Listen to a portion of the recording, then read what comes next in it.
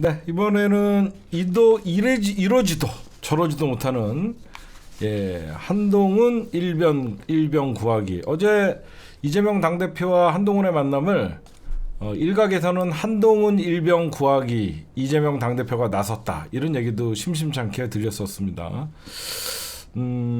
제가 보면 시간 없는 한동훈 날아가느냐 날리느냐 이 싸움인 것 같아요. 왜 이런지 말씀을 드리냐면 오늘 이제 민주당이 뭐 한동훈 대표가 그렇게 곤란하시면 저희가 특검법을 좀 발의해 드릴까요? 했더니 저는 변함이 없습니다. 저는 변함이 없습니다.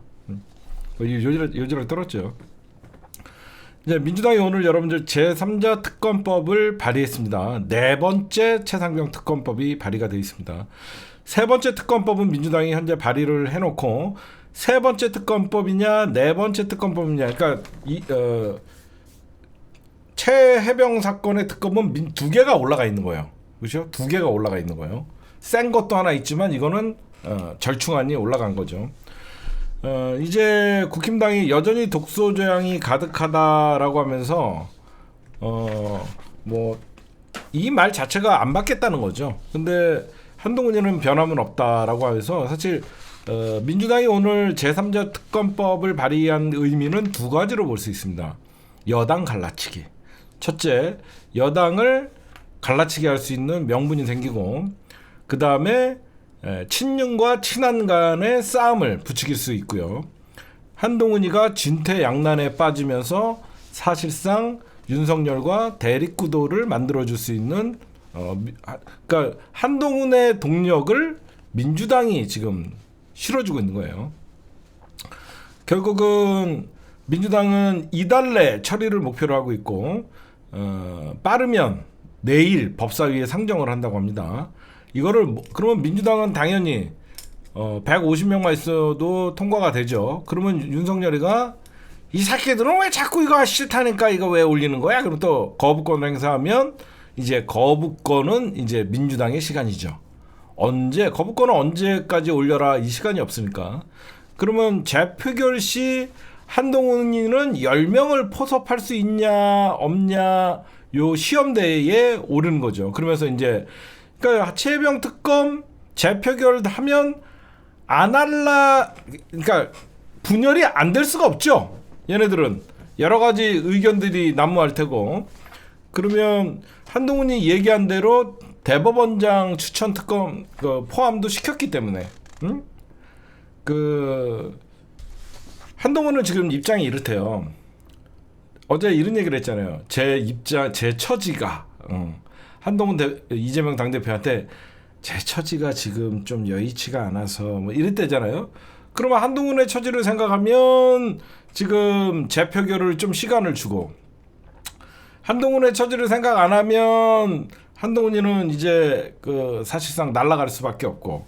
그럼 여러분들 지금 한동훈이가 오늘 여러분들 행보를 보세요. 오늘 뭐 했냐면요, 진짜 소심해요.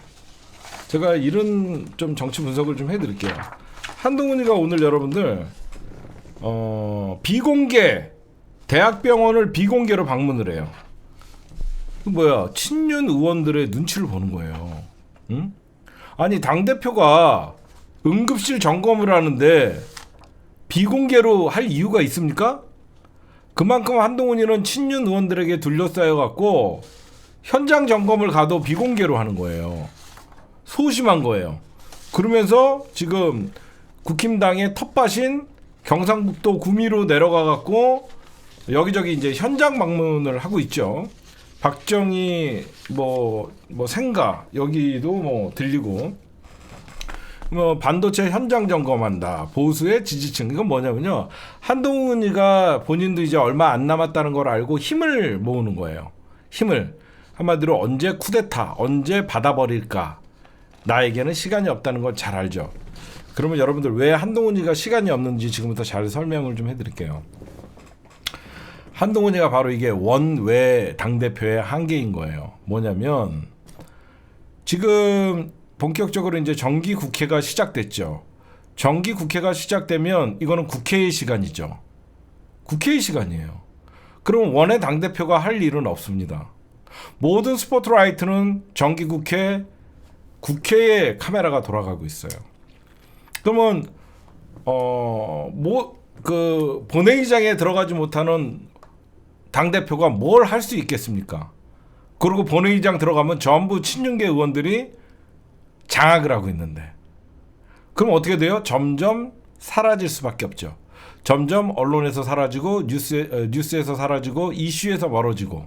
그러면 한동훈이가 여러 가지 얘기들이 지금 나오고 있죠. 한 달 동안 뭐 했냐? 오히려 한 달 동안 시작할 때는 그 정책위 의장, 여의도 연구원장 등등 친윤 색깔로 바꾸고 있다라는 얘기를 들으면서 당 장악을 하고 있는 한동훈이라는 얘기가 나왔는데, 아직도 한동훈이는 당에서 자기 세력이 미진하다는 걸 스스로 인정할 수밖에 없죠. 그렇죠? 그러면 한동훈이가 살 수 있는 길이 뭐예요? 정기국회가 시작되면요, 거의 12월까지는 국회의 시간이에요. 국정감사 끝나자마자 바로 뭐죠? 예결위가 가동됩니다. 예산결산 심의위원회. 그러면 심의위원회에서 이제 예산이 전국적으로 이제 여야가 합심해갖고 국회에서 예산, 불필요한 예산들 깎고 쪽지 예산으로 해갖고 뭐 추가해달라, 여러 가지 일들이 있잖아요. 그러면 한동훈이는 사실상 9월부터 12월까지는 존재감 무가돼요. 윤석열이요, 어떤 얘기가 나오냐면요, 이재명 당대표보다 한동훈이를 더 싫어한다. 그러니까 한동훈 하면 이를 간다. 김건희도 한동훈 하면 싸가지 없는 새끼, 배신자 새끼라는 얘기들이 지금 나오고 있다. 욕은 안 했겠죠. 한동훈 하면 배신자, 윤석열은 한동훈 하면 질색. 그래서 같이 얼굴도 마주보면서 밥 먹기가 싫어서 연찬회를 취소했다는 얘기들이 있잖아요. 그렇죠? 지금 여러분들 보시면 한동훈에게 지금 친윤 의원들이 저러다 엄청난 불만이 있다는 거예요. 뭐하러 당대표 돼갖고 당을 이렇게 시끄럽게 만드냐. 아직도 친윤 의원들 입장에서는 야당과 맞서 싸우고 어떻게 해서든지 윤석열이 아직 집권 시기가 많이 남았기 때문에 윤석열 위주로 똘똘 뭉쳐서 화합을 외치는데, 한동훈이는 지금 생각해보세요. 지지율 포기한 대통령을 옹호해야만 본인이 당내 입지는 굳건해지는데, 그렇게 하다가는 오히려 친윤에게 잡아먹힐 것이고, 지금 본인은 분명히 미래의 대통령이 꿈을 가지고 나왔는데, 이거 어떻게 하냐 이거죠. 지지율 포기한 대통령 편을 들 것이냐, 지금 윤석열과의 차별화를 통해서 본인의 입지를 다질 것이냐. 본인의 입지를 다지려고 하니까 자기가 갖고 있는 게 아무것도 없죠. 주변을 돌아봤더니, 여러분들 보시면요, 언론에서 오늘 이런 얘기들이 나왔죠. 한동훈 연찬회 끝나고 나서 기자들 앞에서 윤석열 그 새끼라는 욕설을 했다. 윤석열을 부를 때 한동훈이가 그 새끼라는 욕설, 이런 찌라시가 여의도에서 돌았다. 그래서 국민의힘이 이 찌라시 최초 유포자를 고발하겠다, 이런 얘기가 나왔어요. 근데 여러분들 이 찌라시를 보면서 뭐라고 생각했어요? 응?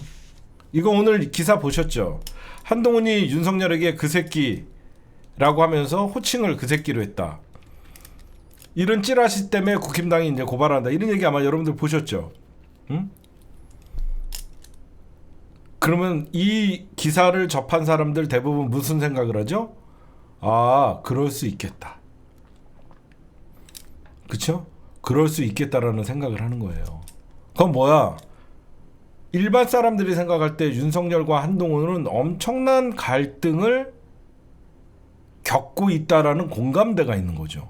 이게 한동훈이 윤석열에게 그 새끼라는 욕설을 했냐 안 했냐가 중요한 게 아니라, 많은 사람들이 생각할 때 한동훈이 그 정도 얘기할 수 있을 거다라는 생각을 할 수 있는 거죠. 그렇죠? 그만큼 한동훈과 윤석열 사이가 엄청나게 안 좋다는 얘기들을 할 수 있잖아.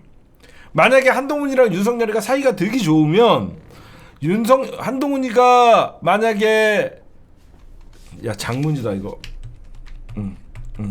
한동훈이가 만약에 윤석열과 아주 아삼육이고 잘 지내는데 이런 찌라시가 나오면 어떤 새끼가 이런 여의도 찌라시 그 국민의힘 그 분열시키려고 이런 찌라시를 뿌렸어. 이런 소리가 나올 수 있지만 많은 사람들은 한동훈이가 윤석열에게 그 새끼라는 욕설에 찌라시가 있었다라고 얘기하니까 뭐라고 생각해요? 그럴 수 있겠다. 그럴 수 있겠다. 응? 그렇죠? 그럴 수 있겠다. 그만큼 골마 터진 거죠. 지금 현재. 응? 그만큼 골마 터진 거예요. 심지어 한동훈이랑 잠깐도 얼굴 마주치기 싫어갖고 윤석열이가 피한다는 소리가 있고, 한동훈 같은 경우에는 지금 누가 봐도 한동훈이 같은 경우는 누가 봐도 내수 경기 안 좋고 자영업자 죽어나가고 있고 지금 의료 대란 눈앞에 보이고 있고, 근데 윤석열은 딴 나라 대통령 같이 그런 얘기를 하고, 저런 형님을 자기가 끝까지 모실 수 없죠. 최혜병 특검은 자기가 한다라고 얘기했고, 응? 지금 한동훈이가 할 수 있는 선택이 정말 없는 거예요. 한때는 윤석열의 황태자였지만 지금 한동훈이는 대권을 꿈꾸고 있는데 내가 윤석열의 아바타로, 지지율도 낮은 아바타로 남을 것이냐. 지금 가장 그게 지금 한동훈이는 멘붕이 오는 거예요. 거기에다가 민주당은 최상병 특검을 자기가 얘기했던 거를 발의를 해버리고, 지금 진짜로 여러분들 국힘당 친윤계에서는 한동훈 내쫓을 생각을 하고 있어요. 그래서 제가 오늘 이 얘기를 한 겁니다. 한동훈이는 12월 달까지 본인이, 앞으로 한동훈이 할 수 있는 건 뭐예요? 현장 방문밖에 없는 거예요. 현직 의원들은 국회에서 국정감사, 국정에 관해서 국회에서 논의를 할 수밖에 없는데, 당대표 지킴이도 아니고 무슨 당대표실 지킴이도 아니고 허구한 날 출근해서 당대표실에만 앉아있을 수 없잖아요. 그러면 어떻게 되냐면 한동훈은 계속 외부 행사를 다닐 수밖에 없는 거예요. 그래서 오늘 경북 구미 자기 지지층 텃밭인 거기를 갔다 온 거예요. 무슨 말씀인지 아시겠죠? 여러분들은 저는 한동훈이는 날아갈 수밖에 없다라고 생각해요. 지금 이런 상황이 왜 그러냐면, 한동훈이가 어떤 최상병 특검 하나조차 얘기를 하지 못하는 상황이잖아요. 나는 최상병 특검 합의하겠다 얘기했다가는 죽거든요. 그러면 왜 여기서부터 이제 본격적으로 심층 분석을 좀 해드릴게요. 어쩌다가 한동훈이 이 지경이 됐을까? 어쩌다가. 여러분들, 정치는요, 리더는 이재명 당대표와 한동훈의 가장 큰 차이, 물론 비교 자체가 우스울 수 있지만 이재명 당대표님과 한동훈과의 가장 큰 정치적 차이가 뭐가 있어요? 정치적 리더는요, 돌파력이 있어야 되는 거예요. 한동훈이가 이 지경이 되고 당대표가 돼도 아무것도 할 수 없는 바지가 된 이유는요, 정치적인 돌파력과 승부수를 띄우지 않아서 그런 거예요. 예를 들어서 이재명 당대표는 본인을 당대표에서 날리려고 할 때 단식 투쟁을 하고 정면으로 체포 동의안에 상정할 때 정면으로 돌파를 하는 거예요. 그렇죠? 그 모든 역경을 거치고 돌파력이 있었기 때문에 오늘날의 이재명의 민주당이 된 거예요. 자세히 보시면 한동훈이가 만약 처음부터 당대표가 되자마자 최혜병 특검, 제3자 특검안을 추진하겠다, 그리고 당의 변화를 가져오겠다, 정부에게도, 용산에게도 쓴소리를 하겠다라고 말을 지키면서 정말 돌파의 의지나 시도를 했다라고 하면 한동훈은 이렇게까지 무던지지가 않아요. 그렇죠? 근데 한동훈이는 자기 세력이 없다는, 왜 이게 바로 정치적 초짜죠.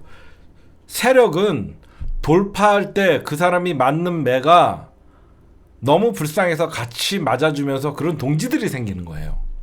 지금 친한계 의원들은 잔뜩 기대를 하고 윤석열에게 미운 털이 박히면서도 친한계라고 하면서 지금 본인들의 어떤 그 정체성을 밝혔는데, 한동훈이가 오히려 처음에 봐요. 뭐 얘기할 때 바짝 엎드려갖고 인사했죠. 뭐 할 때 그랬죠? 뭐 할 때 한동훈이가 아닙니다! 그러면서 머리 바로 숙였잖아요. 응? 의대 증원 문제 할 때 그때랑은 좀 많이 바뀌어졌죠. 그러니까 여러분들 보시면요, 한동훈이가 처음에 윤석열에게 반발했다가 윤석열이가 너 이 새끼야 일로 와 그랬더니 죄송합니다 그러면서 옛날에 그 응급실 앞에 화재 현장에서 바로 국민의 눈높이에 맞지 않는다라고 했다가 바로 고개 숙이고, 이번에는 의대 증원 문제 들고 나왔다가 용산에서 잘 진행되고 있다라고 하니까 그래도 민심의 현장을 전해야 된다라고 얘기를 했죠. 명품백 문제 삼다가 명품백 국민의 눈높이에 맞지 않는다라고 했다가 바로 90도 폴더 인사하면서 접었죠. 지금 이제 한동훈 같은 경우에는 다시 한번 도발은 한 거죠.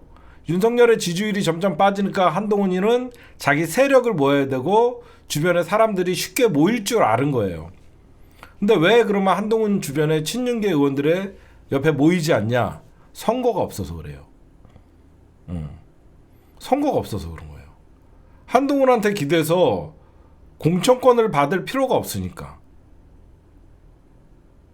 그렇죠? 특별한 선거가 없으니까 친윤계 의원들이 한동훈이가 필요한 게 아니에요. 오히려 윤석열한테 찍혀갖고 여러 가지 유탄 맞을까봐 겁나는 거죠. 왜 그러면 저는 한동훈이랑 윤석열의 싸움에서, 이건 어디까지 제 예상이에요, 저는 한동훈이가 조만간 날아간다라고 생각해요.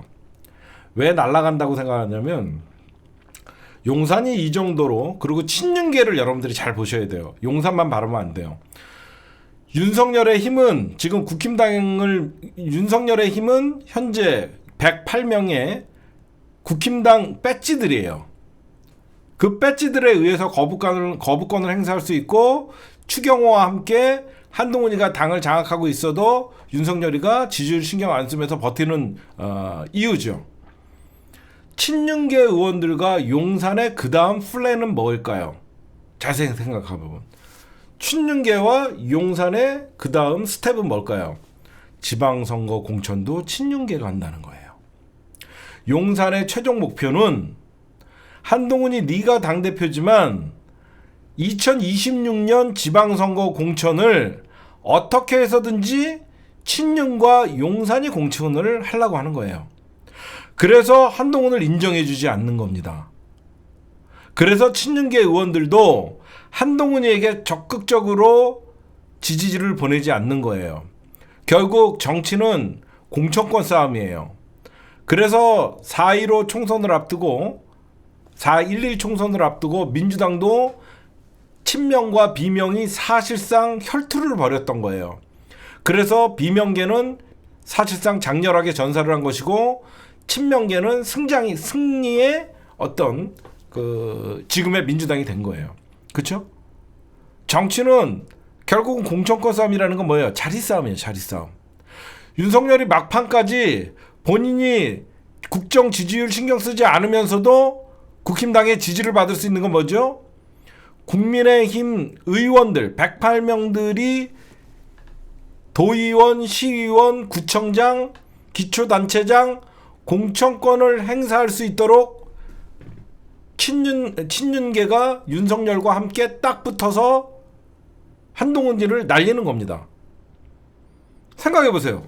한동훈이가 점점점 힘이 커지면 커질수록 지방선거 공천을 받기 위해서 한동훈 주변으로 모이겠죠. 제 말 이해하십니까? 윤석열은 어떻게 해서든지 한동훈만큼은 작살나겠다는 거예요. 그래서 친윤계 의원들이 한동훈을 당대표 취급 안 하는 겁니다. 그렇잖아. 지방선거까지 한동훈이가 있는, 이미 김건희와 윤석열은 한동훈은 배신자예요. 저런 배신자가 또 다른 힘을 가질 경우에는 주임무는 개가 되는 거거든요. 그게 검찰의 특성이에요. 지금 윤석열이가 문재인 대통령에게 하는 짓거리가 바로 주임 무는 개짓거리예요. 그렇죠? 여러분들 보시면 지금 용산과 갈등이 아니에요. 용산은 조금이라도 국힘당의 어떤 한동훈 당대표를 배려를 한다 그러면 이런 짓거리 안 합니다. 그걸 누구보다도 잘 알고 있는 한동훈이가 그래서 오늘 구미를 갔다 오는 것이고, 오늘 생각해봐요. 분명히 윤석열이가 국정 브리핑을 통해서 응급실 이상 없다라고 떠들었는데 한동훈이가 몰래 비공식적으로 몰래 응급실을 다녀오면 윤석열이 좋아할까요? 그건 윤석열 정면으로 엿먹이는 일이거든요. 그러면 이제는 시간 싸움이에요. 한동훈이는 올해는 시간이 없어요. 한동훈이가 외연 확장을 하거나 본인의 당내 지지 세력들을 규합할 시간은 올해는 없죠. 왜? 9월부터 12월까지 정기국회는 국회의 시간이니까. 한동훈이가 이제 할 수 있는 건 뭐다? 이재명 당대표가 지구당 부활을 찬성해준 이유가 뭐냐? 원외 당대표가 할 수 있는 것은 원외 지역위원장들의 지원을 받아서 지방선거에 자기 세력을 심으려고 하는 거예요. 민주당이 굳이 지금 지구당 부활이 급한 거 아니거든요. 그렇죠? 어차피 민주당은 현역 국회의원들이 이재명계거든요. 잘 생각하면 한동훈이가 원내에서는 추경호나 친윤계에게 밀릴 수밖에 없지만 지구당 부활을 이재명 당대표가 도와주면서 합의를 해서 도와주면 원외 한동훈 지지 세력과 원내 친윤 세력과의 싸움이 그나마 해볼 만하거든요. 그래서 이재명 당대표가 오히려 의미 있는 얘기들을 나눴다, 한동훈 일병 구하기다, 이런 얘기를 하는 거거든요.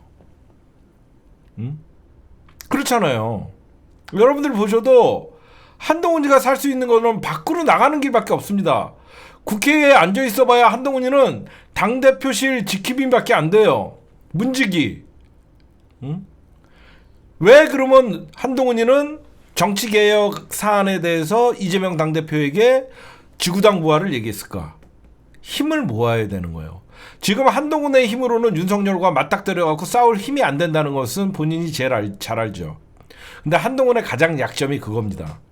힘이 없을 때 덤빌 줄도 알아야 되는 거예요. 이재명 당대표와 한동훈 비교 자체가 불가지만 이재명 당대표는 21대 국회에서 친문 세력들, 비명계가 훨씬 많은 국회의회에 있으면서도 비명계를 제압을 했어요. 그게 뭐냐? 바로 돌파력이에요. 정치는 돌파할 때 많은 피를 흘리고 본인에게 엄청난 상처가 나지만 돌파가 성공되는 순간 그 언제 그랬냐는 듯이 주변에는 사람이 붙어요. 그렇죠. 이재명 당대표를 보면서 한동훈이는 많은 걸 느껴야 되는 거예요. 지금의 국힘당의 친윤 세력과 친한 세력의 그런 비율보다도 21대 국회에서는 오히려 이재명 혼자 민주당의 친명계였고, 처음부터 친명계 의원들이 어디 있었습니까? 사실 거의 민주당이 그 당시에 160석 정도의 의석을 갖고 있었을 때 거의 120석이 친문이었어요. 120석이 친문일 때 그거를 점점 이재명 당대표가 한 명 한 명 만나고 정책적 연대를 하고 의원들을 설득을 하고 당원과 지지자들, 이재명 당대표의 정면 승부가 가장 통한 것은요, 바로 당원, 당규 개정에 의한 당원 주권 시대를 열었던 거예요. 이재명 당대표도 그 당시에 원내에서 할 수 있는 게 아무것도 없었죠. 지금 생각해보세요. 이재명 당대표가 인천에서 당선돼 갖고 국회에 딱 들어갔고 당대표 도전을 해갖고 당대표가 됐어요. 할 수 있는 게 뭐가 있어요? 전부 친문계가 잡고 있는데 뭐든지 말만 하면 반대를 하고. 그러면 이재명 당대표가 할 수 있는 게 뭐예요? 그 눈을 밖으로 돌린 게 바로 당원과 지지자들한테 돌린 거예요. 그렇죠? 한동훈이도 그래서 지금 지구당 부활을 얘기하는 겁니다. 그래서 오늘도 구미, 바로 국힘당의 텃밭인 구미에 찾아간 거예요. 제가 여러분들에게 말씀드리고 싶은 것은 정치라는 것은요, 즉 정치적 리더는요, 돌파력이 없으면 그 어떤 정치적 이득, 정치적 자산을 쌓을 수가 없어요. 한동훈이는 왜 지금의 위기를 자초했냐? 돌파할 의지가 없거든요. 그러니까 정치적 미숙아지요. 저는 한동훈이를 정치적 미숙아라고 얘기해요. 지가 검찰통에 있으면서 계획적인 거나 그런 것들은 잘 기획을 했을지 몰라도 여러분들 잘 봐요. 왜 검찰에 있을 때는 기획도 잘하고 유능한 검사 소리를 듣던 한동훈이가 왜 정치 오니까 바보같이 보이고 왜 정치적 무능아같이 보이는지 아세요? 검사들은 불확실성에 대한 사건을 조사하지 않죠. 중요한 얘기 해줄게요. 관료들은요, 즉 검사나 관료들은요, 미래를 예단해서 어떤 정치적 승부수를 던지지 않아요. 그렇죠? 특히 검사들은 있는 사건에 추가해서 뭔가를 하면서, 그러니까 없는 무형의 백지에다가 그림을 그리지 않죠. 정치는 달라요. 정치는 미래를 그리는 거예요. 얘네들은 기존에 있던 걸 가지고 분석하고 조작하고 그런 거는 능숙할지 모르지만 정치는 미래의 꿈을 가지고 비전을 제시하는 거예요. 그렇게 하다 보니까 한동훈이는 갑자기 기자들의 질문이 날라와도 임기응변이 없는 거예요. 저는 그렇게 봐요. 그렇죠? 그래서 이재명 당대표와 그러니까 앞으로 일어날 일에 대해서는 한동훈이가 예견을 하지 못하는 거예요. 그러다 보니까 한동훈이는 내가 윤석열을 들이받았을 때 어떻게 될 것이고 이런 거를 생각을 못하는 거예요. 있는 그 자체만으로 지금 친윤계가 90명, 친한계가 20명, 지금 싸움은 내가 져. 돌파조차를 시도하지 않는 것이죠. 그렇죠? 돌파 자체를 안 하는 거잖아. 정치는 온갖 문매를 맞으면서 불리할 것 같지만 정치는 분명히 혼자 하는 게 아니거든요. 보고 있어요. 한동훈은 그걸 이용 못하는 거예요. 자기를 지지해준 63%의 국힘당 지지자들이 보고 있다라는 생각을 하면 한동훈은 용산과 국회를 바라보니까 돌파력이 없는 거예요. 이재명 당대표는 21대 국회에서 당내 상황을 보면 불리하고 답답하고 그러지만 그때 이재명 당대표가 돌파할 수 있었던 것은 밖을 내다봤더니 나를 바라보고 있는 민주당 지지자들이 있었단 말이에요. 국회 안에서는 피를 흘리고 상처투성이 같지만 그 상처는 지지자들이 다 닦아주는 거예요. 다 치료해주는 거예요. 한동훈이는 바로 그 점이 부족한 거예요. 내가 한동훈의 만약에 참모면요, 한동훈은 만약에 윤석열과 일전을 벌여갖고 대놓고 친윤이 한동훈 물러나라 그러면요, 한동훈은 거기서 자기가 날아갈 거라는 공포심에 있는 거예요. 안 그래요. 정치는 불리한 싸움을 했을 때 지지자들이 붙는 겁니다. 그렇죠? 누가 봐도 지금 한동훈과 윤석열이 붙으면 윤석열은 한동훈이는 깨갱입니다. 그런데 그 불리한 싸움이 어떻게 전세가 역전되냐? 바로 63% 한동훈을 지지했던 지지자들이 지지할 경우에는 대통령이 수세로 몰리는 거예요. 그래서 정치라는 게 굉장히 종합적인 예술인 거예요. 불리하고 다치고 진 것 같지만 정말 눈도 뜰 밥숟가락 하나 들 힘도 없을 정도로 처절하게 마음의 상처를 입고 온갖 심신이 다쳤지만 돌아봤더니 나를 응원하는 어마어마한 지지자들이 서 있는 거예요. 바로 그게 이재명이에요.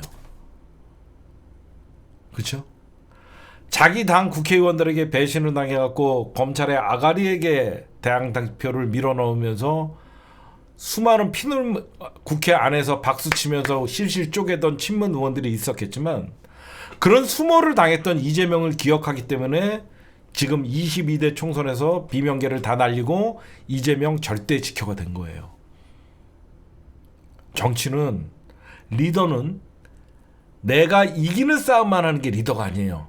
때로는 처절하게 일방적으로 두드려 맞는 것 같아도 내가 맞는 모습도 누군가는 보고 있다라는 생각을 해야 되는 거예요.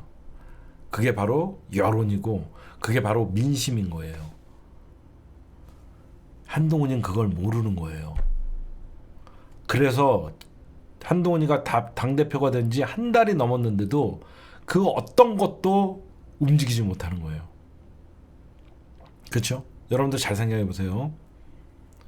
만약에 한동훈이가 당대표가 되자마자 한동훈이는 좀 스텝 바이 스텝 하면서 숨고르기를 하면서 윤석열과 차별화를 하려고 했겠죠. 처음에 자기 딴에는 계획이. 한동훈이가 놓치고 있는 게 있죠. 한동훈이가 그렇게 시간이 많지 않다는 것은 요즘 느낄 거예요. 그렇잖아요. 아, 내가 2년 보당된 당대표라고 생각하는 한동훈의 착각이 있는 거예요. 언제든지 당대표는 끄집어 내릴 수가 있는 거거든요. 그래서 권선동이가 당대표의 권한보다 대통령의 권력이 훨씬 세다라고 경고를 한 거예요. 너 그러다가 날아간다는 얘기를 한 거예요. 응? 그러니까 제가 여러분들에게 드리고 싶은 게 이재명 당대표는 진짜 그러니까 당대표 리더 돌파력이 없는 거예요. 리더는 돌파력이 있어요. 때로는 목숨을 걸고 돌파를 하는 거예요. 이재명 당대표가 바로 그 예입니다. 과거에 이재명을 모를 때 이재명을 싫어하는 사람도 많죠. 여러분들 제 시청자들 중에서 과거 문재인 친문 지지자들은 이재명 당대표께서 2017년 문재인 대통령과 토론할 때 문준정 씨 얘기 끊을 때 어우 막 그러면서 이재명 당대표 되게 싫어했던 사람들도 있어요. 근데 지금 엄청나게 이재명 당대표의 가장 코어 지지층이 됐어요. 왜 그래요? 내가 몰랐던 이재명의 정치적인 돌파력을 보면서 아, 저 사람 내가 생각했던 사람이 아니네? 와, 저 사람 지켜줘야 되겠네? 그런 생각을 하는 거죠.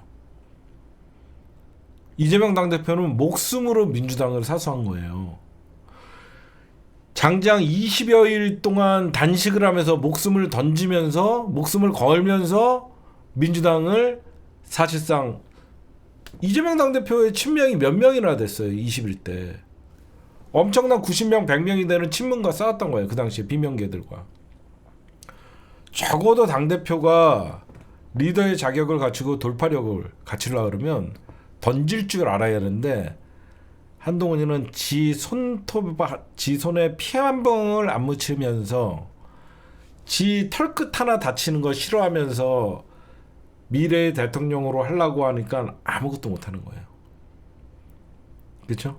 그래서 아무것도 못하는 거예요. 그래서 이재명 당대표라는 민주당의 사실상 미래의 권력과 한동훈이가 당대표를 됐지만 아무것도 하지 못하는 한동훈의 가장 큰 차이는 이재명 당대표는 목숨을 건 돌파력을 가지고 있는 것이고 한동훈은 키높이 구두를 하이힐 신고 무슨 돌파를 하냐 이 도라이 새끼야. 응?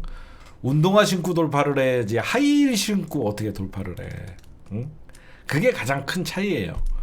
알겠죠? 응? 그러니까 제가 여러분들에게 좀 말씀드리고 싶은 것은 좀 심오하죠. 이런 얘기 잘 안 해주잖아. 이런 얘기 잘 안 해주는 것 같은데 저야 정치 어떤 핵심적인 중간에서 어떤 정치가 어떻게 돌아가는 것도 면밀히 봤고 현재 한동훈이나 국힘당 사정을 여의도에서 들어보고 그러면 진짜로 국힘당 친윤계 의원들이 한동훈을 사람 취급 안 한대요. 한동훈이를 사람 취급 안 한대요. 저 뭐하러 당대표 돼갖고 시끄럽게 하냐 이런 생각을 갖고 있다는 거죠. 근데 여러분 생각해보세요. 배지들의 마음을 돌리려면 어떻게 해요? 만약에 정말로 자기가 리더로서 민주당과 뭔가 한판 붙으려고 그러면 정말 뭔가를 걸고 민주당과 일전을 벌이든가. 지금 여러분들 윤석열, 김건희가 가장 궁금해하는 게 뭔지 아십니까? 윤석열, 김건희가 가장 궁금해하는 거. 오빠, 동훈이 저 새끼 이재명이랑 만나갖고 무슨 얘기했대?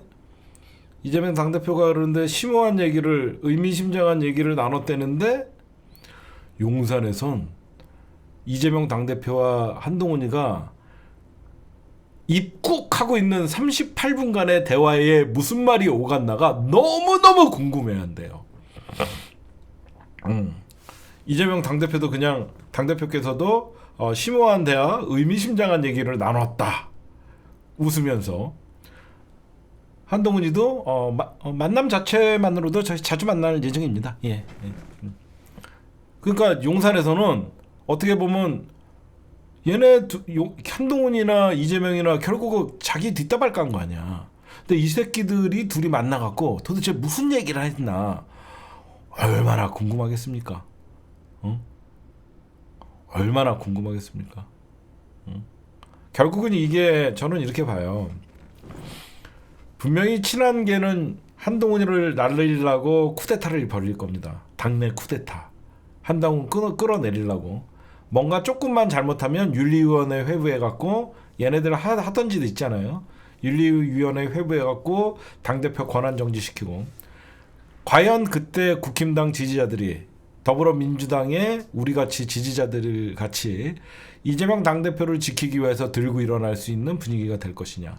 그래서 한동훈이는 지금 오늘 구미를 갔다 오고 응급실을 몰래 방문하고 이런 짓거리가 뭐냐면 9월부터 12월까지는 결국 국회의 시간이 되다 보니까 본인이 점점점 위기감을 느끼고 있고 친윤계가 자기를 찍어내려고 하는 느낌이 오기 때문에 어떻게 하든지 원외 세력들을 규합해서 자칫 한동훈 찍어내기가 시작된다라고 하면 윤석열을 들이받을 준비를 하고 있다. 그런 말씀을 좀 드리고 싶어요. 오늘 제가 이런 말씀을 왜 드렸냐면요. 리더의 큰 차이를 알려드린 거예요. 제 얘기를 듣다 보니까 물론 어떻게 보면 이재명 당대표님도 정치적으로는 초짜죠. 이제 재선 국회의원이시지만 3년차 국회의원이시잖아요. 그럼 정치적으로 물론 이재명 당대표는 예전부터 행정가시고 여러 가지 정치적으로 누구보다도 동물적 감각에 천재적인 정치적인 감각을 갖고 있지만 한동훈이와 이재명 당대표를 겉으로만 딱 비교해 보면 왜 이렇게 큰 차이가 나냐? 한동훈이는 지 몸에 상처 하나 입지 않으려고 하고, 그러니까 정치적 리더는 돌파를 해야 된다는 걸 모르는 거예요. 과연 한동훈이가 자기 피를 흘릴 각오를 하고 윤석열을 들이받을 때가 언제냐? 한동훈에게는 시간이 얼마 남지 않았다. 전 분명히 말씀드리는데 이 모든 게 지방 선거가 아니라 친윤과 윤석열은 지방 선거에도 본인들이 공천권을 행사하고 싶어하는 것이고, 한동훈이를 그러려면 한동훈이를 어떻게든지 날려버려야 되는 입장이고, 왜 옥새는 한동훈이가 들고 있거든. 지방 공천장의 도장은 현재까지 진행되면 한동훈의 도장이 찍히거든. 그러니까 어떻게든지 친윤계가 본인의 지역구나 여러 가지 모든 것들의 공천권을 행사하고 싶어하는 것이고, 윤석열도 결국은 친윤 의원들과 함께 지방선거까지 본인이 이끌고 싶어하는 마음이 있기 때문에 한동훈이는 제가 보면 찍혀 날아갈 가능성이 많은데, 과연 한동훈이가 날아가기 전에 먼저 최혜병 특검이나 또는 김건희 특검이나 여러 가지 사안에 대해서 의료 대란이나 어떻게 들이받을 것이냐. 분명히 한번 받기는, 날아가더라도 한번 받기는 할 것 같은데, 저는 의료대란 문제 갖고 한동훈이가 들이받을 가능성이 크다. 왜 그러면 의료대란 문제는 국민적 공감을 얻을 수 있기 때문에, 어떤 정치적으로 지금 야당과 첨예하게 대립하고 있는 최혜병 특검이나 김건희 특검 이런 부분에서 한동훈이가 들이받는다고 하면 너무 전면전으로 갈 수 있기 때문에, 한동훈이가 만약에 들이받는다면 의대 문제에 대해서는 오히려 용산을 비판을 하면서 사실상 포문을 열 가능성이 많다. 이렇게 오늘 좀 분석을 좀 해드리도록 하겠습니다. 그러니까 최상병 특검 차례 아니다. 그러니까 이러지도 못하고 저러지도 못하는데, 윤석열의 결단이 빠르냐? 윤석열이 결단을 하면 사실상 친윤이 움직이고, 친윤이 움직이면 한동훈 찍어내기가 시작되고, 윤석열의 결단이 먼저냐 한동훈의 결단이 먼저냐, 이거는 우리가 좀 예의주시해서 좀 보셔야 된다, 이렇게 좀 생각합니다. 죄송합니다. 진이가 혼자 떠들었습니다. 네, 오늘 시간 없는 한동훈 날라가느냐 날리느냐 결단만 남았다. 요 내용은 나중에 레전드가 될 겁니다. 요 내용은 여러분들이 좀 듣다 보면 지금 국회가 좀 많이 보이시죠? 지금 윤석열과 친윤계가 국민의힘을 장악하고 있고, 한동훈이는 설 자리가 없다 보니까 이러지도 못하고 저러지도 못하고, 친윤은 지방선거 공천권을 둘러싸고 한동훈이가 저런 식으로 본인 세력에 확장하는 것을 경계하고 있고, 한동훈이는 지금 이러다가는 날아갈 위기가 있으니까 어떻게 되든지, 그래서 한동훈이가 뭐 의원들 1대1로 매일 만나고 다닌다는 소리도 있어요, 여러분들. 그렇게 보시면 될 것 같아요. 예. 네, 여러분들 안녕하세요. 시사타파의 심층 분석 시작하도록 하겠습니다. 오늘 심우정 검찰총장 후보자 법사위원회에서 인사청문회가 열렸죠. 뭐 다른 건 다 떠나서 이분은 특수통이 아니에요. 형사통인데 검찰총장 후보자가 됐어요. 그래갖고 인사 검증을 받는데, 심우정이가 재산을 얼마를 신고했냐면 108억 8,800만 원. 재산을 108억 8,800만 원을 신고를 했어요. 참, 검사들 월급이 공무원밖에 안 되는데, 물론 심대평 본인 아버지에게 물려받은 것도 많겠지만 참 돈들도 많아요. 그렇죠? 근데 장녀가 아버지 재산이 108억인데 햇살론 서민금융지원을 대출을 받아갖고, 이런 대출을 받아갖고 대학원 등록금으로 뭐 썼다, 이런 얘기들이 나와요. 물론 대학원생 정도면 아빠한테 의지하지 않고 본인이 대출 받아갖고 돈 내는 건 나쁜 건 아니죠. 근데 이 햇살론이라는 거는요, 사실상 취약계층, 금융취약 청년, 그런 분들에게 이자 부담을 경감해주기 위해서 서민금융진흥위원회의 대출 상품이에요. 정부가 지원하는 대출 상품이에요.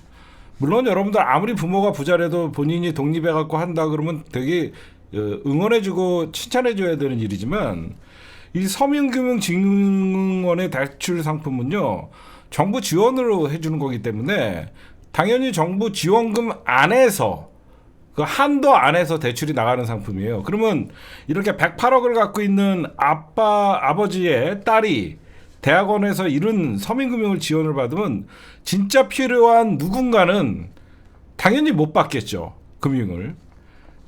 그래서 이런 대출은 가난하고 힘들고 기회가 없는 사람들에게 대출을 받으라고 해준 거예요. 신용도 좋고, 아버지 재산은 빵빵하고, 직업도 빵빵하고, 할아버지는 전 충남도지사고, 이런 가족들이 받으라는 대출 상품이 아니에요. 아들은 어떠냐? 아들은 고등학교 재학 시절에 장학금으로 학비 전액을 민간 장학금으로 지원받았답니다. 이게 중요한 거예요. 민간 장학금. 이게 여러분들 민간 장학금은 바로 생각나는 게 뭐예요? 조국 장관님과 조민 선생 얘기가 생각 안 날 수가 없습니다. 2001년생 아들은 1억 2,343만 원의 재산을 신고했어요. 고삐리가 재산이 1억 2,343만 원이래요. 있을 수 있죠. 명절 때마다 몇백씩 받으면. 이거는 왜 민간 장학금이 문제가 되냐면,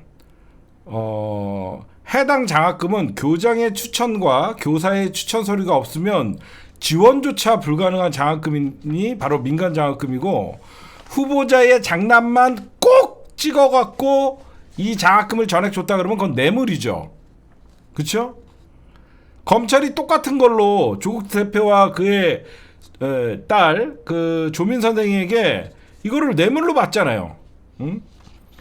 오죽하면 같은 학교를 보냈던 학부모들이 쟤만 꼭 찍어서 전액 장학금을 줬냐라고 하면서 민원이 폭발했던 거예요. 이런 자들이 지금 검찰총장 후보자 한다는 겁니다. 문제가 심각한 거예요.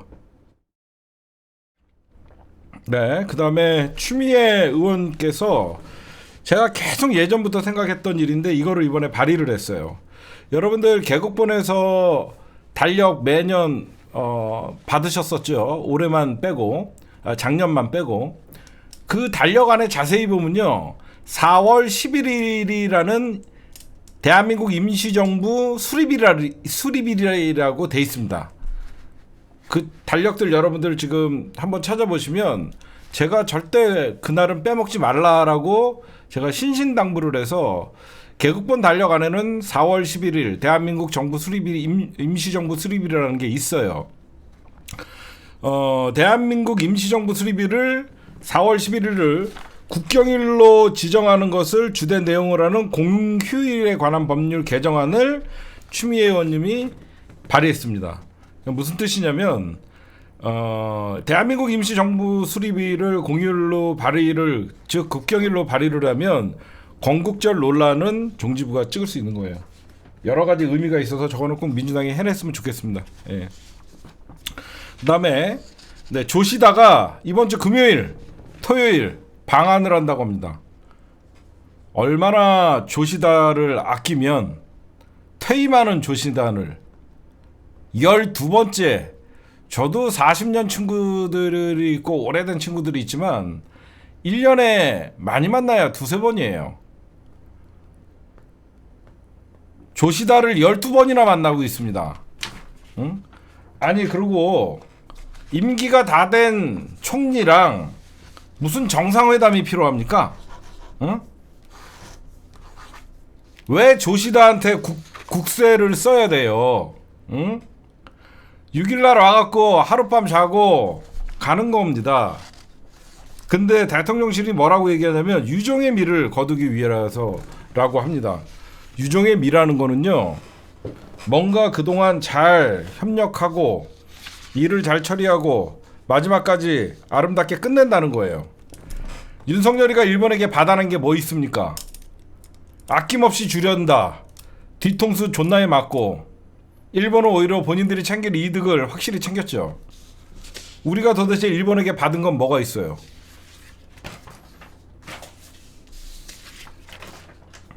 그럼 여러분들 생각해보세요. 조시다가 우리나라에 지금 찾아와요. 윤석열은 어떻게 해서든지 본인이 언론에 노출되고 싶어합니다. 조시다가 와요.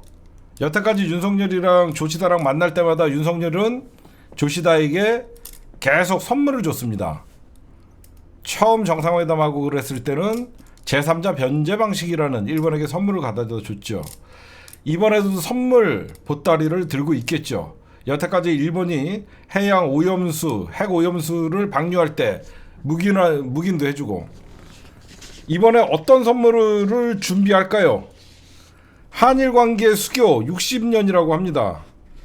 안 봐도 독도입니다, 이건. 윤석열이 하는 거는 한일 관계 미래를 위해서 독도 관련 중요한 논의를 할 가능성이 커요. 제가 볼 땐. 어떤 거냐? 독도에서는 양국이 군사훈련을 하지 않는다. 이런 개소리가 나올 수도 있습니다. 독도를 일본이 정략적으로 분쟁화시켜서 국제사법재판소로 끌고 가려는 의도가 있죠. 대한민국 대통령이라는 새끼가 독도를 국제분쟁화 지역으로 인정하는 발언을 할 수도 있는 거예요. 저는 그게 가장 우려스러워요. 어떤 선물을 받기 위해서 조시다가 아무 이득도 없는, 인기도 없는 퇴임을 앞둔 조시다가 왜 올 거냐? 좋은 선물을 준비해놨으니까 꼭 들려주십시오, 총리. 조선 총독부의 윤석열이가 일본 총리를 맞이해서 어떤 선물 보따리를 갖고 있는지 봐야 됩니다.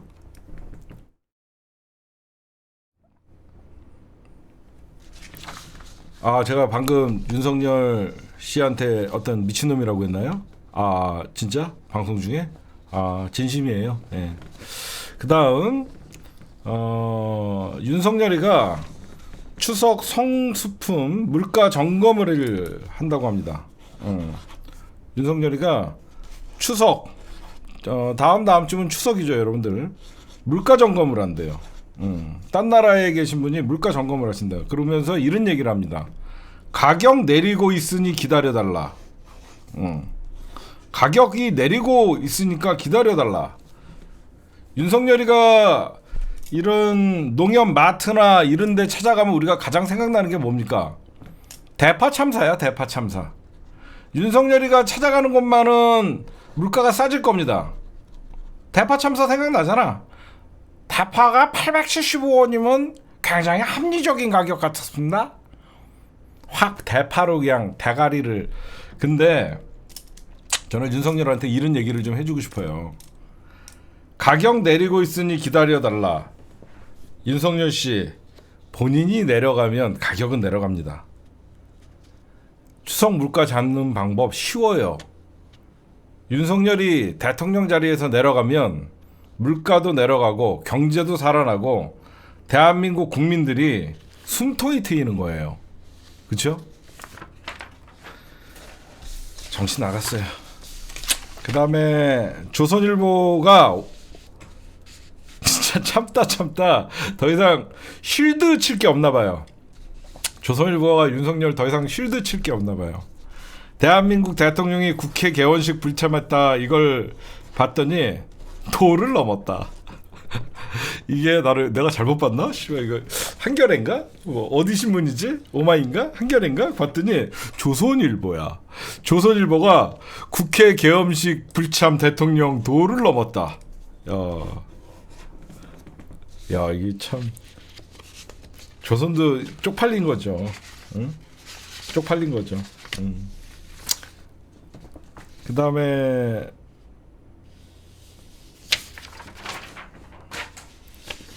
이거는 조금 있다가 이 얘기 좀 하고 갈까? 지금 윤석열이가 여러분들 이런 얘기가 있어요. 이번에 윤석열이가 국회 개원식에 불참했죠. 그래갖고 87 대통령 직선제 이후에 최초의 대통령이다, 이런 얘기들이 나오고 있습니다. 윤석열이가 진짜 안 간 이유는 겉으로는 뭐 피켓 시위나 아니면 대통령에 대해서 항의하는 민주당 국회의원들의 그 도열, 그런 것들 장면들을 의식해서 안 갔다라는 게 뭐 대통령실 근처에서 나오는 얘기인데, 실질적으로 진짜 안 간 이유는 여당 의원들 때문에 안 갔다는 소리가 많아요. 여당 의원들 때문에 안 갔다는 소리가 굉장히 많습니다. 오히려 윤석열이가 요즘 여당 의원들을 보기 싫어서 안 갔다는 얘기들이 좀 많이 흘러나와요. 지금 어떤 윤석열 여러분들 지지율 제가 보면 좀 있으면 10%대 얼마 안 남았어요. 윤석열 지지율이 추락하는 건 10%가 얼마 안 남았는데, 지금 누가 봐도 여러분들 여의도는 지금 여의도 정치를 얘기할 때는 국회를 의미하는 거죠. 용산은 대통령실을 얘기하는 거고, 여의도에서 가장 독보적으로 권력을 쥐고 있는 사람은 당연히 누구죠? 이재명 당대표죠. 그렇죠? 지금 이재명 당대표가 여의도에서는 가장 독보적이잖아요. 어떤 의사소통이나 아니면 어떤 발언을 한마디만 해도 여의도에서, 그러니까 야당은 이제 이슈에 대해서 기울어진 운동장이 될 수는 없어요. 이재명 당대표의 말 한마디가 결국은 국회를 움직이는 힘이니까. 그러니까 안 쓸래야 안 쓸 수 없는 상황이 됐죠. 보시면 그렇잖아. 그냥 한동훈이 같이 바지 아닌 척해도 바지인 한동훈이는 결정 권한이 없기 때문에 윤석열과의 어떤 갈등이나 이런 거는 기사가 실릴 수 있지만, 한동훈이가 뭐라 그랬다, 이게 기사의 헤드라인을 장식할 수는 없어요. 이재명 당대표는 전적으로 금투세 폐지 당론으로 정해. 그러면 이재명 말이 곧 지금 현재는 민주당의 말이에요. 그 다음에 여의도의 이슈몰이는 이재명 당대표가 확실히 잡고 있는 건 사실이죠. 이제 용산 같은 경우에는 이제 뭐 여러 가지 현안이 너무 많죠. 근데 대통령은 꽁꽁 숨어라. 저는 지지율을 신경 쓰지 않습니다.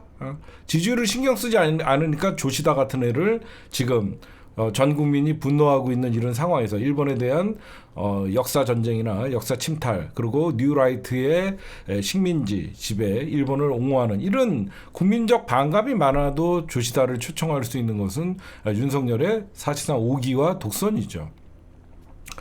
이렇게 나가면 어떻게 되냐면 모든 전문가들이 다 그렇게 얘기해요. 윤석열 지지율은 이제는 진보와 보수할 것 없이 다 돌아섰고 나머지 묻지마 2번 찍던 그 사람들만 남았다.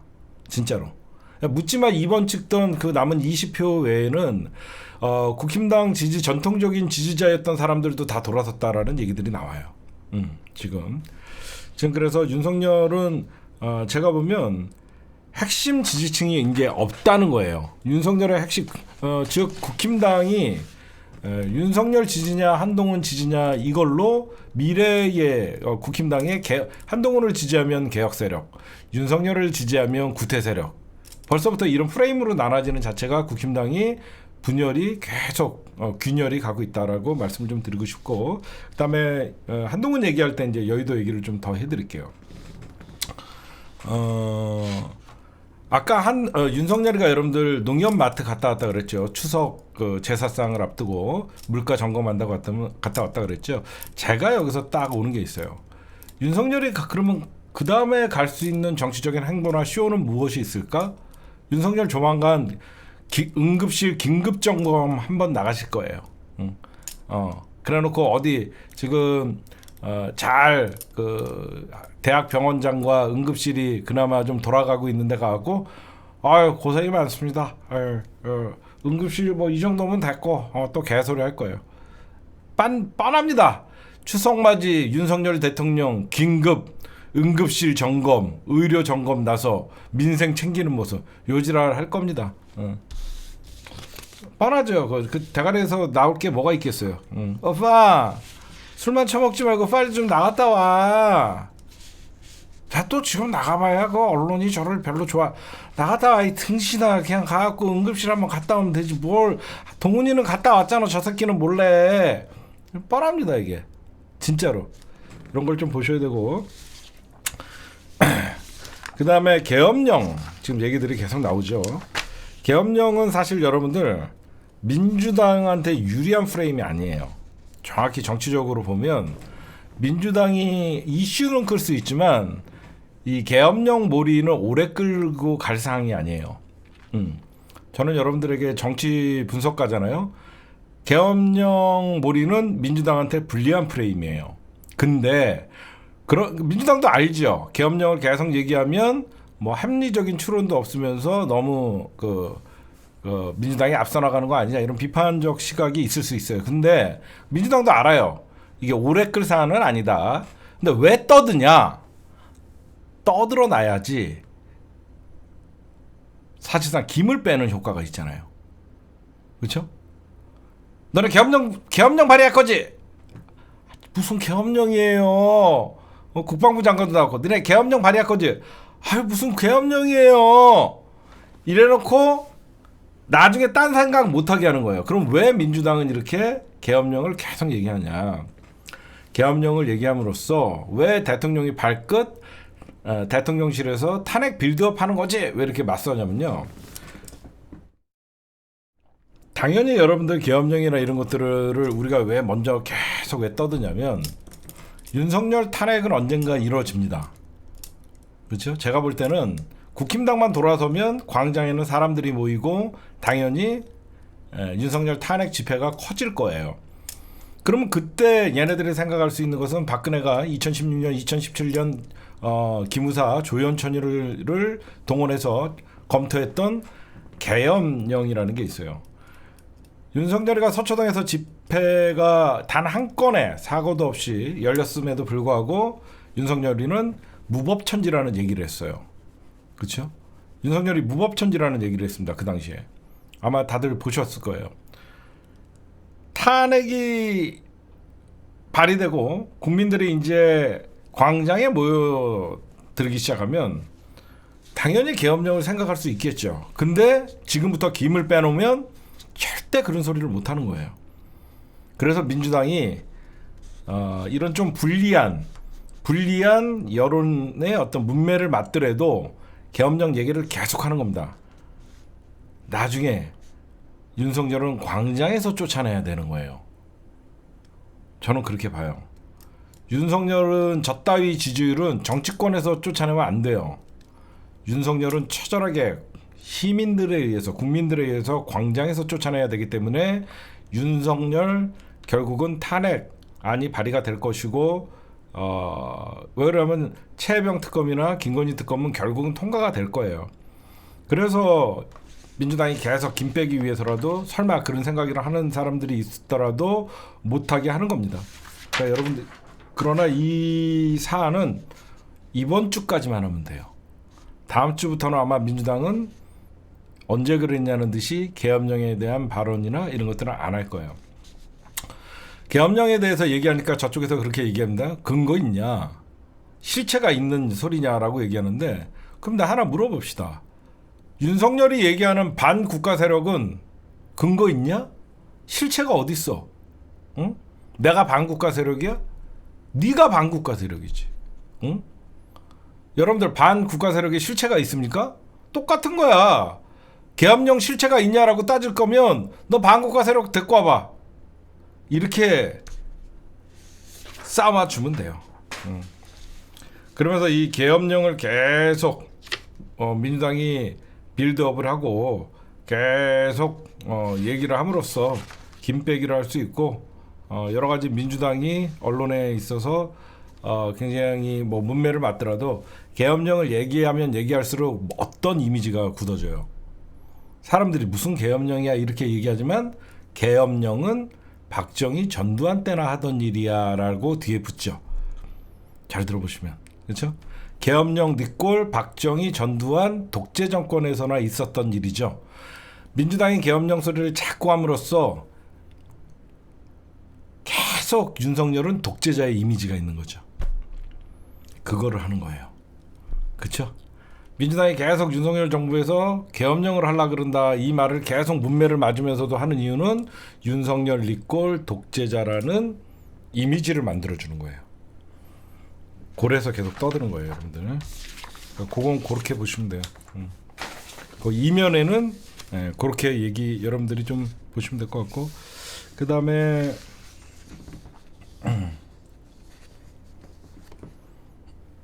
지금 제가 며칠 전에 방송에서 이런 얘기를 했죠. 어떤 얘기를 했냐? 여기저기서 이제 언론에서 응급실 찾다가 사망하는 사건이 발생할 것이다. 드디어 이제 진보 언론에서부터 시작됐어요. 2살 어린 아이가 1시간 동안 응급실 찾다가 뇌손상, 의식불명. 좀 있으면 윤석열 정부는 결국은 제가 뭐라 그랬어요. 12월이면 의료 대란으로 정권 무너진다라고 제가 분명히 총선 전에 얘기했습니다. 총선 4월 달인가 얘기했어요. 이 의료 참사가 결국은 이건 진보와 보수의 문제가 아니고 국민의 생명의 문제잖아요.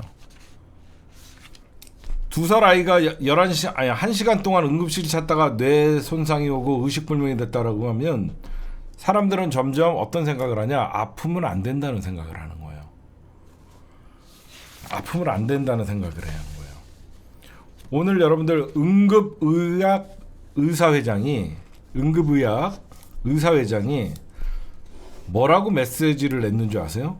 추석 때 아프지 않는 수밖에 없을 것 같다. 그건 무슨 말이냐? 의료 공백이 심각하다는 거예요. 그렇죠? 응급의학 의사회장이 추석 때 아프지 않는 수밖에 없을 것 같다라는 말을 하는 거예요. 지금 응급실 환자가 평소에 2배인데 정부는 이상 없다라고 개소리만 한다는 거예요. 왜 그러냐면 추석 때 의사들도 쉬어야 되거든요. 그래갖고 의료 인력을 줄여거든요. 지금 응급실 잘 돌아간다 그러더니 군의관들 지금 투입하는 것 자체가 벌써부터 심각한 거거든요. 그러니까 의료 개혁을 하려다가 지금 사람들 죽이고 있어요, 이 정부가. 저는 이런 말씀을 좀 드리고 싶어요. 개혁은요, 본인의 목숨을 걸고 하는 거예요. 윤석열이 가장 비판받아야 될 이유가 뭐냐면요. 본인이 국가 개혁을 한다 그래놓고 국민의 목숨을 걸고 하는 거예요. 정말 나쁜 놈이죠. 개혁을 하려면 지 대통령 자리와 목숨을 걸고 지 목숨을 걸어야지. 국민의 목숨을 걸고 의료개혁을 한다라고 하면서 모든 피해는 국민이 감당하는 겁니다. 그래서 나쁜 놈들이에요. 그래서 아마 조만간은 응급실 긴급 점검한다고 개소리를 할 겁니다.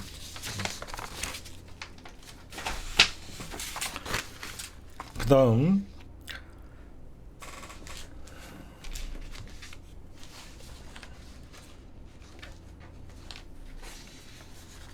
지금 여러분들 오늘 제가 이 기사를 보면서 윤석열은 점점점 이제 끝나가고 있구나. 어떤 생각을 했냐면요.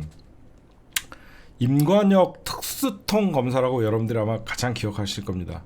저는 임관혁 검사를 어떻게 지금 고검장이었거든요. 임관혁 고검장이 사의를 표명을 했어요. 임관혁은 누구냐면 심우정이랑 검찰총장 후보자까지 올랐던 사람입니다. 심우정이랑 임관혁 하면 세월호 특조위 방에 있던 검사로 여러분들이 많이 기억을 하실 거예요. 이 서울 고검장이었던 임관혁은요, 서울중앙지검 시절에 특수 1, 2부장을 거친 대표적인 특수통이고요. 굉장히 나쁜 놈이거든요.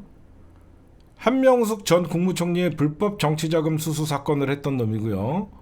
그 다음에 이명박 정부의 자원외교 비리 의혹도 덮었던 놈이고요. 부산 해운대 LCT 비리 사건도 덮었던 대표적인 친윤 검사예요. 대표적인. 윤석열이가 검찰총장으로 있을 때도 세월호 참사 특별수사단장까지 맡던 놈이고요. 문재인 정부 시절에는 서울 고검, 광주 고검 등으로 지방으로 자천 됐던 것이고요. 윤석열이가 정권 잡고 나서 검사장, 고검장으로 연이어서 승진했던 놈이에요. 그렇죠? 근데 왜 지금 사표를 냈을까? 사표를 내면서 이런 얘기를 합니다. 그만둘 때가 된 것 같다. 쉬고 싶다. 무슨 말이냐면요. 윤석열이가 배신한 걸 본 거예요. 여러분들 윤석열, 임관혁, 한동훈, 박찬호 뭐 이런 그 수많은 특수통 검사들을 볼 때는 당연히 검찰총장은 특수통이 맡아야 된다라고 생각을 했겠죠. 한마디로 배신당했다고 생각하는 거예요. 모든 윤석열과 여태까지 검찰에서 사건을 조작하고 했던 모든 특수통 검사들은 윤석열에게 배신당했다고 생각하는 것이죠. 어떤 배신? 뜬금없는 형사부 출신의 심우정, 응? 심우정이가 갑자기 검찰총장 자리에 대치기하고 들어오니까 어떠죠? 배신감이 드는 거죠. 내가 저런 새끼한테 충성을 다했나? 이제 윤석열도 끝났구나. 이 모든 게 김건희가 다 뒤에서 조종하는 거구나. 이런 검사들은 다 알 거 아닙니까? 특수통 윤석열과 여태까지 특수통 검사들은 뭐예요? 정권의 눈치를 보면서도 때로는 좌천돼가면서 본인들이 윤석열과 함께 여태까지 끌고 왔는데 이명박근혜 정권을 구속도 시키고 문재인 정부에서 낙마도 맞고 여러 가지 같이 동고동락을 했다고 생각했는데 뜬금없이 심우정이가 검찰총장 후보자가 올라오니까 저는 임관혁은 시작에 불과하다라고 생각해요. 왜 그러냐면 결국은 여러분들 자세히 보시면 특수통 검사들은 당연히 한동훈이가 26기인가 27기인가 잘 생각해봐요. 서울중앙지검장도 당연히 특수통 윤석열과 함께 동고동락했던 사람이 중앙지검장이 됐어야죠. 근데 이창수라는 사실상 윤석열 라인도 아닌 이창수를 뜬금없이 중앙지검장 세울 때부터 윤석열과 함께했던 특수통 검사들은 그러니까 윤석열 사단 자체가 윤석열한테 배신감을 느끼는 거죠. 그렇죠? 그러면서 이런 얘기가 있어요. 야, 한동훈이도 버리는 거 못 봤냐? 응? 윤석열이 한동훈이를 오른팔로 생각했는데 한동훈이 내치는 거 봐라. 우리는 한동훈에 비하면 어떻냐. 진짜 여러분들 생각해보세요. 당연히 중앙지검장 하고 싶고 검찰총장 하고 싶은데 윤석열이 어땠어요?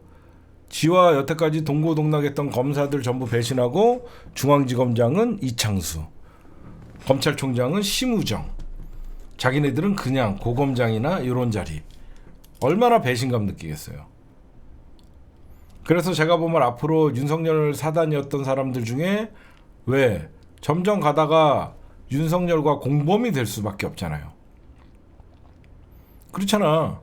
이 정권 이제 검사들은 눈치가 없어요? 이미 가장 눈치 빠른 집단이 검사들인데 권력이 힘이 빠지면 물어뜯는 게 그 개들의 습성인데 당연히 이미 윤석열은 국정 장악이나 국정 동력을 상실했고 지금 뭐만 잘못하면 야당에서 바로 탄핵하고 조금만 잘못하면 인관혁에도 보면 내가 보면 민주당 검사 탄핵이 무서운 겁니다. 이 정부와 함께 있다가는 탄핵당하고 불려나가고 특히 저는 왜 그러면 인관혁이 이번 달에 관뒀냐.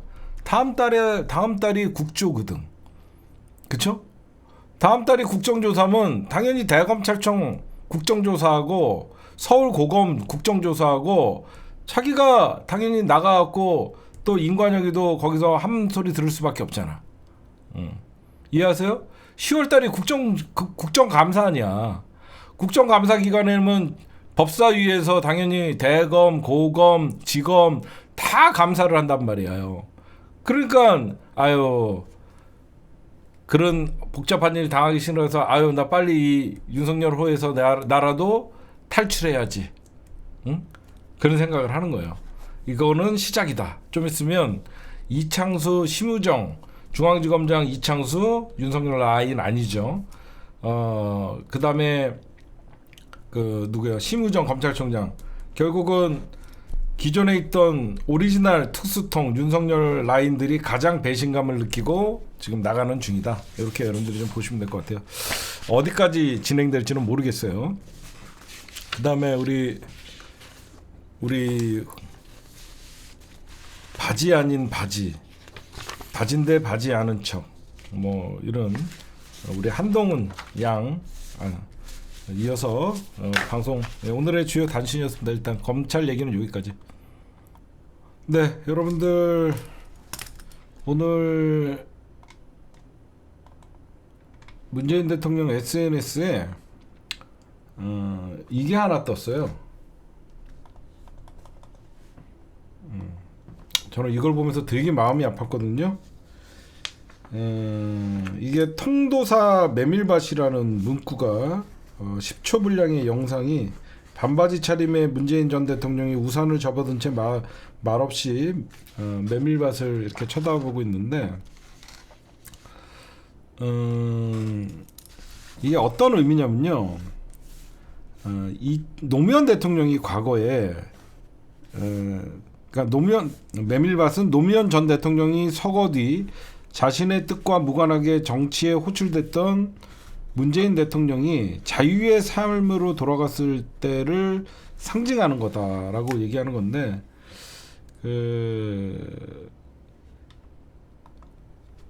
2022년 5월 10일 날 문재인 대통령이 퇴임하는 날 SNS에 이런 글을 쓰셔요. 저는 해방됐습니다. 저는 해방됐습니다. 자유인이 됐습니다. 라고 하면서 직접 메밀밭을 일구며 우리 집 메밀밭에 메밀꽃이 피었습니다. 라고 하면서 자기가 그렇게 했던 게 있는데 이 사진을 가만 보면 자기는 해방됐고 메밀밭을 했는데 지금 여기저기서 먹구름이 다가오고 있죠. 어떻게 보면 검찰 수사를 지금 보고 있으면 되게 마음이 아프실 것 같아요. 여러분들 제발 문재인 대통령 욕하지 마세요. 문재인 대통령이 윤석열을 만든 것도 아니고요. 우리 모두가 속았었어요. 그 당시에 박근혜, 이명박 구속시키느라 보고 윤석열 응원 안 한 사람이 어디 있습니까? 이제 와서 윤석열과 문재인이 한패다 이런 말은 우리 스스로를 부정하는 거예요. 저는 문재인 대통령 존경하고 사랑합니다. 친노, 친문, 친명 하나가 돼야 돼요. 그래야지 이길 수 있습니다. 김건희 명품백은 선물이고 아내 월급은 뇌물인 이런 개같은 검찰들의 수사 논리. 자꾸 정치 보복이라고 글들을 쓰는데 문재인 대통령이 윤석열에게 뭘 잘못했다고 보복을 당합니까? 윤석열은 오히려 문재인 대통령 시절에 벼락 출세를 한 새끼예요. 벼락 출세한 새끼가 자기를 출세하게 만들어준 대통령에게 할 보복이 뭐가 있습니까? 어?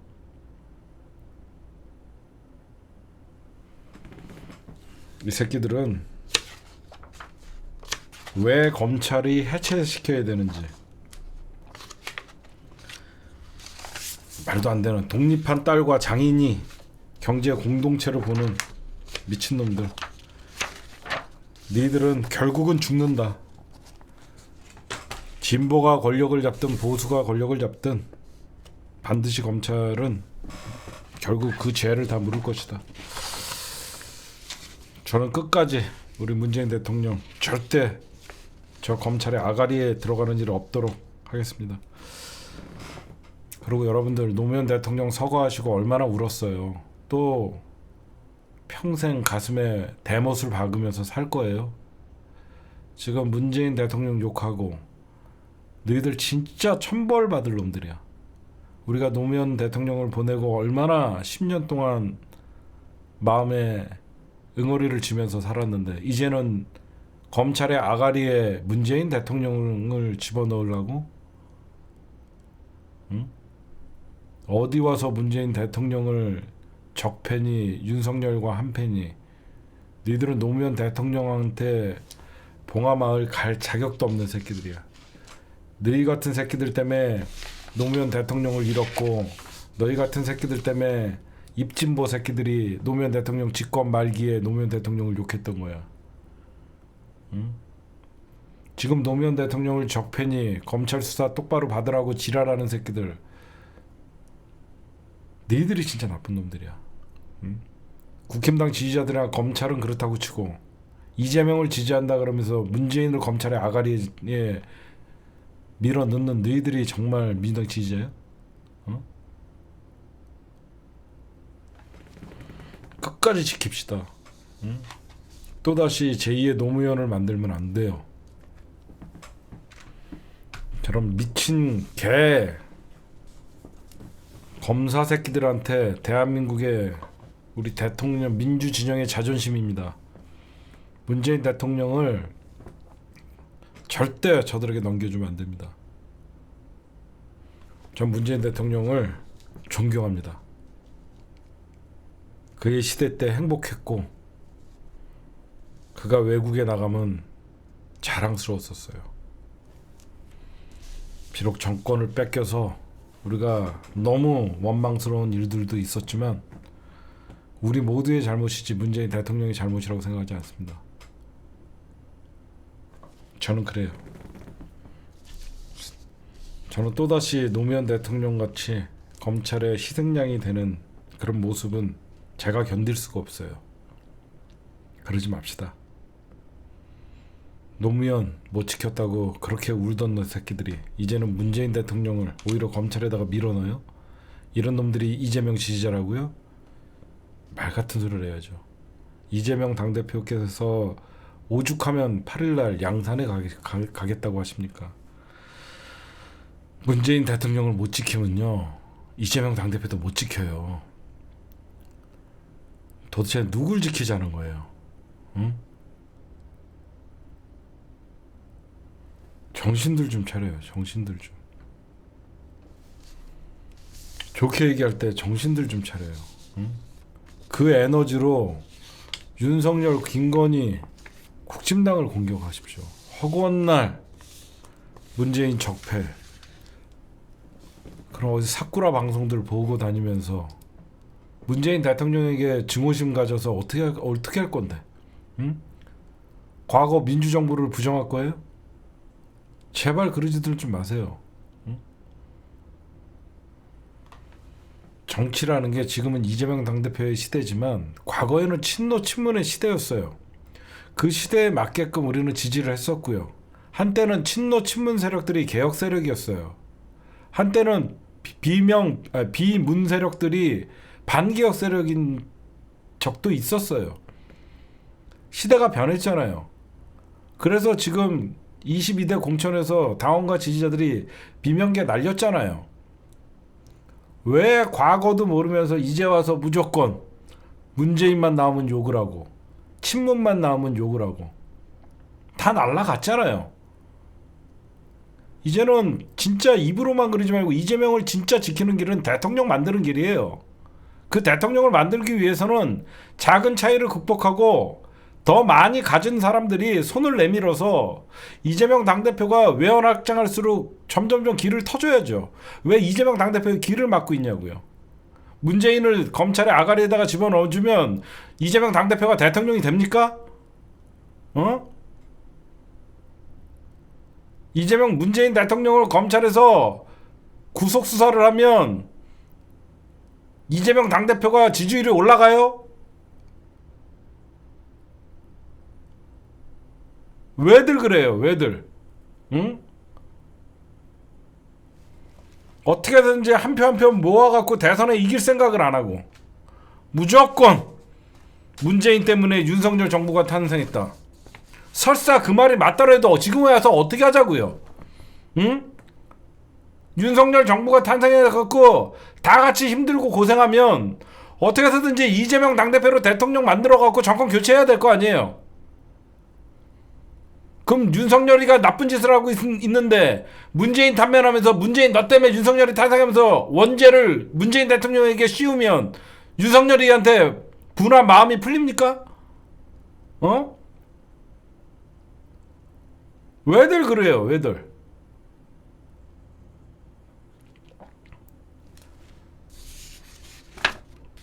제발 그러지 맙시다. 이재명 당대표를 대통령 만들려고 그러면요. 그 어떤 작은 차이가 있는 세력들도 전부 이재명 당대표와 함께 할 수 있게끔 만들어야 돼요. 문재인 대통령이 뭔 그렇게 잘못을 했다고. 어? 문재인 대통령 집 앞에서 시위를 한다 그러지 않나요? 어? 극우 세력들이야? 응? 문재인 구속돼야 된다라는 말을 서슴지 않고 하고 어디서 그런 얘기를 해? 응? 나는 그 꼴은 못 봅니다. 응? 그런 새끼들이 민주당 또다시 패배의 쓴맛을 만드는 거예요. 제발 자중하세요. 적당히 할 줄도 알아야지. 응? 누구는 윤석열 시대에 살면서 안 힘들어? 다 똑같이 힘들잖아. 왜 그 모든 책임을 문재인 대통령에게 돌리면 그 시간에 윤석열을 때려 문재인을 때리지 말고. 응? 나쁜 놈들아. 그러니까 니들이 이재명 당대표에게 1도 도움이 안 된다고 얘기하는 거야. 응? 네, 오늘 저의 심층 분석은 마지막으로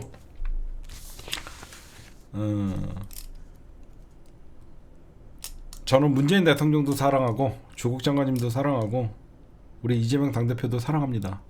근데 조국 장관님 요거 한마디만 좀 할게요. 제 방송을 들으실 것 같은데 물론 공당이니까 후보 마음대로 낼 수 있죠. 부산에서는 야권 단일화하자. 좋은 제안입니다. 재보궐 선거에 지금 올인하고 계신데 제가 정말 조국 혁신당이 잘 되기를 바라는 마음에서 충원을 한 번만 할게요. 지금 조국 혁신당은 재보궐에 올인할 때가 아니라 윤석열 탄핵에 앞장설 때입니다. 그 군수 자리에 뭐가 중요하다고 민주당과 조국 혁신당이 또다시 지지자들끼리 경쟁하고 싸우고 욕을 해야 됩니까? 재보궐선거에 올인하지 마시고 3년은 짧다라고 그 하셨던 말씀, 그거에 감동받아갖고 많은 지지자들이 조국 혁신당을 찍고 가입했습니다. 조국 장관님이 민주당과 자꾸 경쟁을 하시려고 그러면요, 적들이 늘어나요. 민주당과 점점 치열하게 경쟁을 하면 정의당의 모습이 보이는 거예요. 그래서 이 갈라치기 세력들이 조국 장관을 이용해서 이재명 당대표와 문재인 대통령을 갈라치게 하는 거예요. 제 말 맞잖아요. 그들에게 빌미를 주면 안 돼요. 민주당과 경쟁하는 모습을 자꾸 보여주면 저 갈라치기 세력들이 조국, 문재인, 그 다음에 이재명 당대표, 이 약한 연결고리를 파고들어서 끊임없이 갈라치기를 합니다. 그러니까 우리 조국 장관님도 민주당과 단일 대우로 윤석열 탄핵시키고 나서 넥스트의 행보를 해주시기 바랍니다. 어쨌든 저희 짧은 소견이었습니다. 예.